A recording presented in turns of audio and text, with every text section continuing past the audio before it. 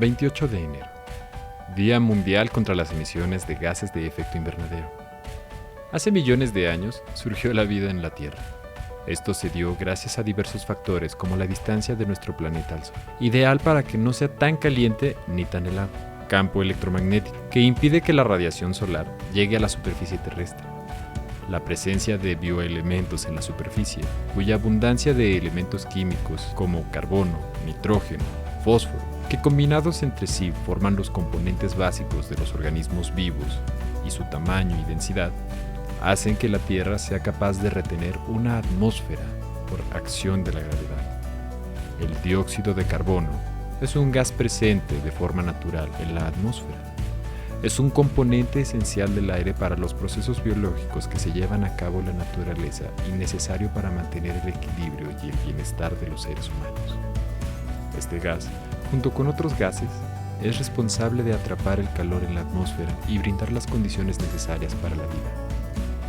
Pero, ¿qué pasa cuando hay un exceso de dióxido de carbono en nuestro planeta? La acumulación en grandes cantidades de este gas en la atmósfera ha causado en los últimos años grandes problemas al planeta.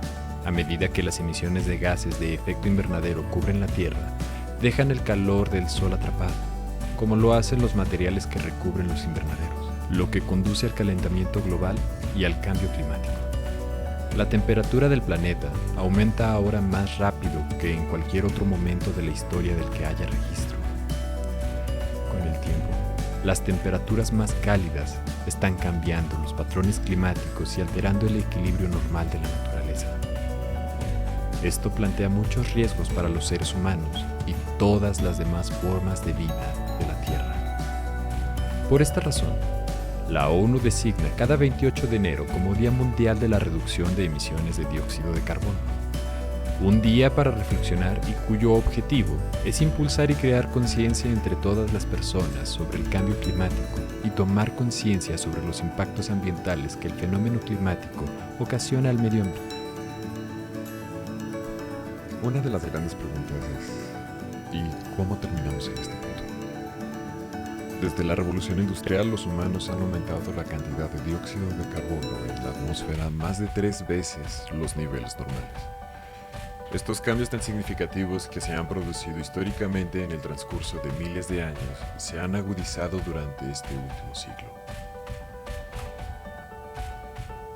Para comprender mejor la urgencia de la reducción del dióxido de carbono y los otros gases de efecto invernadero que producimos, hay que entender qué es el calentamiento global. En palabras sencillas, es el aumento de la temperatura del planeta a consecuencia de los gases de efecto invernadero. Si bien estos gases en las concentraciones adecuadas generan la atmósfera necesaria para la vida, con su aumento por el uso de combustibles fósiles, principalmente para transporte y energía, esto puede cambiar. Estos gases están compuestos principalmente del vapor del agua, el dióxido de carbono, el óxido nitroso, el metano y el ozono. ¿Por qué es preocupante? A decir de expertos, el rápido aumento de los gases de efecto invernadero se considera un problema, ya que los cambios que se producen a raíz de ello, como la aparición de fenómenos meteorológicos más extremos, la pérdida de especie de flora y fauna a nivel global, la destrucción de sitios donde viven millones de personas, lo que deriva en la aparición de refugiados por el cambio climático y amenazando los cultivos que son nuestra principal fuente de alimento. En pocas palabras, crean un desequilibrio en la existencia de toda forma de vida, incluido, claro, también la del ser humano. Algunas de estas consecuencias de este aumento ya las estamos viviendo con fenómenos climáticos cada vez más violentos, como las inundaciones del 2021 en Sudán del Sur, las peores jamás sufridas en el país, que afectaron a más de 835,000 personas, según la Oficina de Coordinaciones de Asuntos Humanitarios de la ONU. Así como las inundaciones, su contraparte puede llegar a ser igual de peligroso. Por ejemplo, la sequía que asoló México en el 2012, la cual es la peor sequía de la que se tenía registro en 7 décadas y produjo afectaciones a un 70% del territorio nacional y diezmó a la agricultura de Coahuila, Aguascalientes, San Luis Potosí, Sonora, Tamaulipas, Zacatecas y Durango.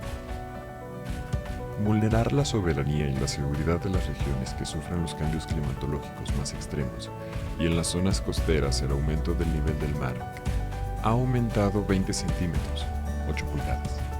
Para el 2100 se proyecta que aumente entre 30 y 122 centímetros más. Ahora hablemos de datos. China, Estados Unidos, India y Rusia son los países que más contaminan, pues emiten el 55% del dióxido de carbono mundial. Las emisiones del dióxido de carbono en 2021 han sido de 418.348 megatoneladas, con lo que México está entre los países que más contaminan del ranking de países por emisiones de dióxido de carbono, formando por 184 países en el que se ordenan los países de menos a más contaminantes. El carbón presentó más del 40% del crecimiento global de las emisiones del dióxido de carbono en 2021. Menciona la Agencia Internacional de la Energía, AIE, que en 2021 las emisiones mundiales de dióxido de carbono relacionadas con la energía ha aumentado un 6% en 2021, hasta alcanzar su nivel más alto de la historia y compensó con creces en el descenso inducido por la pandemia del año anterior. En los últimos 800.000 años, la concentración del dióxido de carbono en la atmósfera nunca había alcanzado las 300 partes por millón. En 1950 esa cifra se superó y no ha parado de incrementarse desde entonces.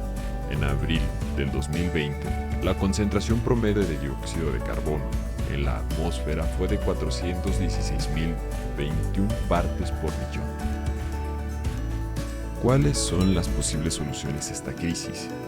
Dentro de las acciones a nivel global existe el Acuerdo de París, donde los Estados miembros como México se comprometieron a mantener el calentamiento global por debajo de los 2 grados centígrados, preferiblemente en 1.5 grados, en comparación con los niveles previos a la Revolución Industrial.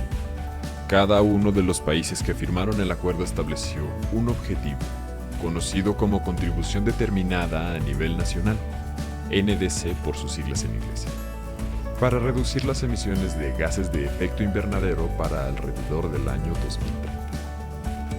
A nivel personal y como sociedad debemos de tomar conciencia de que todos y cada uno debemos y podemos reducir nuestra huella ecológica para hacer frente a la amenaza real que concierne a la humanidad entera. Nos coloca en el punto de arranque para revertir el calentamiento de la Tierra y actuar desde donde nos corresponde. Consumir de forma responsable y consciente todo lo que utilizamos en nuestra vida cotidiana. Cuidar el agua que utilicemos. Consumir productos locales antes que a las grandes empresas. Ahorro de energía eléctrica y gas y gestionar los residuos que generemos. Adoptar una cultura de cuidado del medio ambiente y participar en actividades como reforestaciones y recuperación de espacios, como evitar la compra de especies exóticas, realizar actividades ecoturísticas, cuidar y conservar los sumideros de carbono, bosques, mares y océanos para que los volúmenes de dióxido de carbono que retienen dejen de emitirse a la atmósfera. Aún estamos a tiempo. Es tarea de todos.